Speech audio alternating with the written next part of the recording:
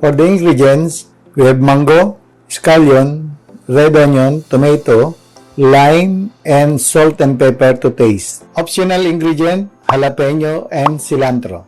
For the tools, we have chopping board, mixing bowl, spoon to mix, and knife.